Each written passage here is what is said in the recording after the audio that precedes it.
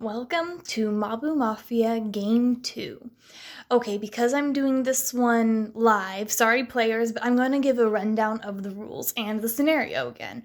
So, this is a Mafia game. If you don't know what that is, it is basically a game where you have a group of players, and some of those players are a villain or the Mafia or the werewolf, depending on what game you're playing, and they kill another player every night, and then the rest of the players, or all the players, have to try to vote out the killers before the killers can outvote them. That's the general gist. I'll explain more on how Mabu Mafia works, but first, the premise. Chaos here got his hands on his mother's journal, and inside this journal, she had a lovely, there's nothing on the page. She had a lovely half-baked spell idea that would send Skylanders and some chosen villains into a lovely little mini dimension that would trap them, strip their powers, and make it easy for the villains, who she could then grant limited power, to overtake the Skylanders. Really nifty idea, but there were too many flaws, so she never ran with it. Chaos finds the journal is like, sweet, doesn't think twice about it, and boom, zaps in a bunch of Skylanders and a few of his enemies that he doesn't care much about, and throws them all in there.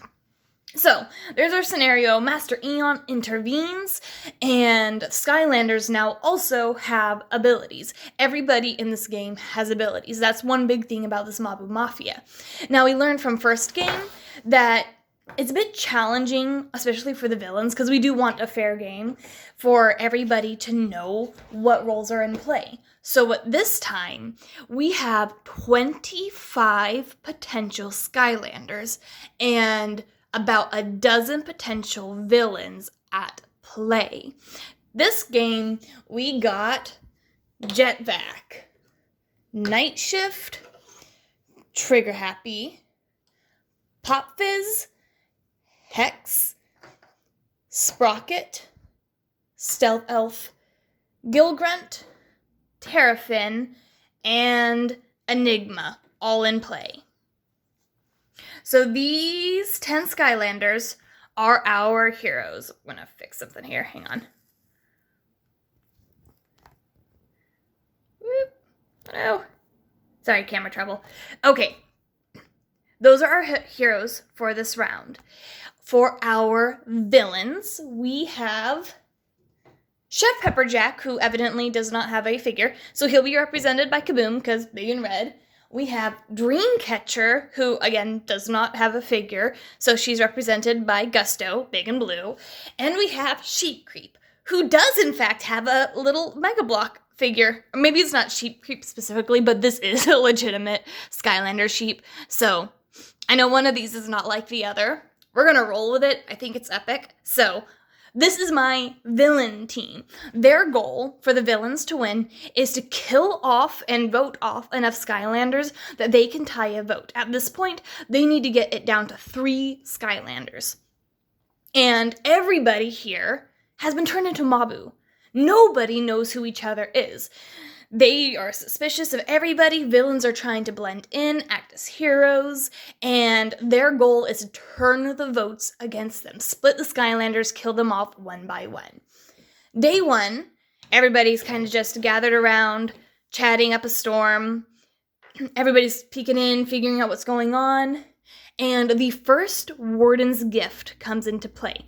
So, I, as the Warden, every day am giving the group as a whole a gift and revealing one character not in play.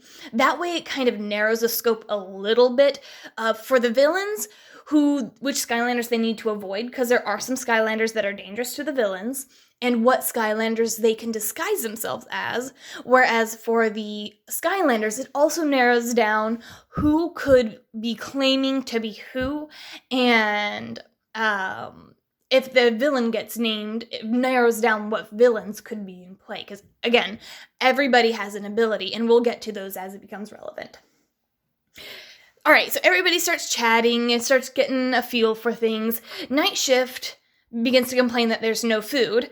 because day 1 is really just an introductory day. There is no dinner. The game has 3 main phases: day, dinner, night. Daytime is just kind of an open field for discussion. It's when the death over the night is revealed.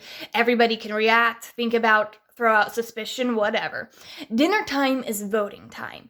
Now, the reason day and dinner are separated is because there are daytime specific abilities and there are dinner time specific abilities.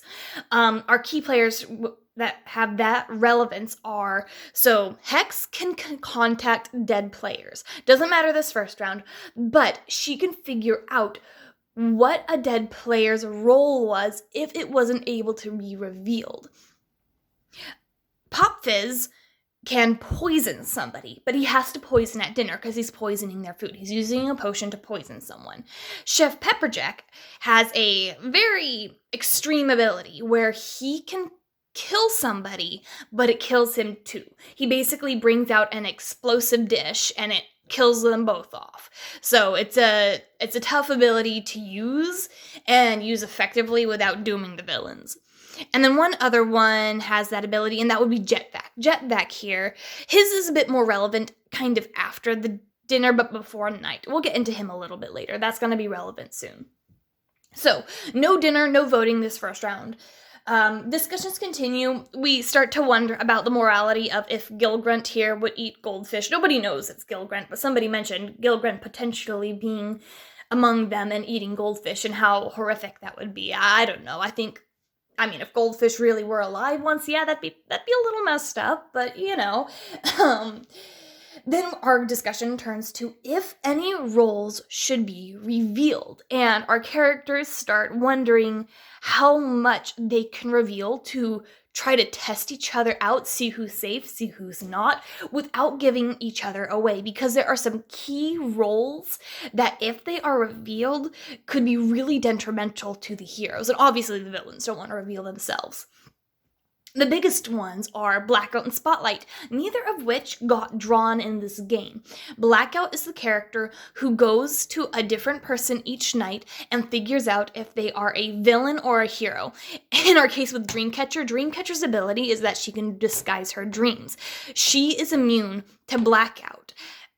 Not exactly relevant, so she's actually kind of useless in terms of her ability, but she doesn't know that. As far as she knows, she's got Blackout security if Blackout's in play. Spotlight goes and picks a character to protect, and that protects them all the way up until the next night. So that character cannot be poisoned, cannot be manipulated by Mesmerelda. There's a lot that they are protected from, most importantly, being killed by the villains at night. And as they start to tease out what can be revealed, Stealth Elf reveals that she was in Game 1. I know that if this is your first time being introduced to this Mabu Mafia scenario, that's not going to mean much to you, but we had a game before with 15 characters in play. We have 14 characters in this game, one more villain than last game, so that makes it interesting. But yeah, so Stealth Elf reveals she was in the first game, but that's all she gives. Jetvac reveals that he was not in the first game. And then Sprocket mentions being hesitant to speak too much because it'll draw attention to herself. She was a player in the last game and got killed off pretty quick for being vocal. So she's playing it very cautious here. And then, this is important, so the first little bit of Broccoli Guy caution comes into play. Broccoli Guy is not among our cast, but he is a potential villain. The reason Broccoli Guy stands out among all villains is he has a very unique ability where if he is voted off, the villains win. His ability is Decoy, and it's kind of a trick villain. He cannot win on his own. If Broccoli Guy is the last villain standing, villains lose. But if he manages to get himself voted off, villains win regardless. So it's a tough character. And this is why Broccoli Guy is a character, because it creates a bit more hesitance in voting people out the minute they seem suspicious. That is why Broccoli Guy is a character, less than he is to actually be implemented in the game. If we do draw Broccoli Guy, it might be a fast game, it might not be. We have some countermeasures to a potential Broccoli Guy, which is actually Pop Fizz. Pop Fizz is the one supposed to be searching for Broccoli Guy, because his poison, if Broccoli Guy gets killed, his poison will stop that. And Broccoli Guy just dies and does not hurt anybody. So yeah, it's a tricky scenario. So nobody wants to be overzealous in their immediate finger pointing. All right. And the night shift, right before we transition into night 1, he reveals that he was also in night 1.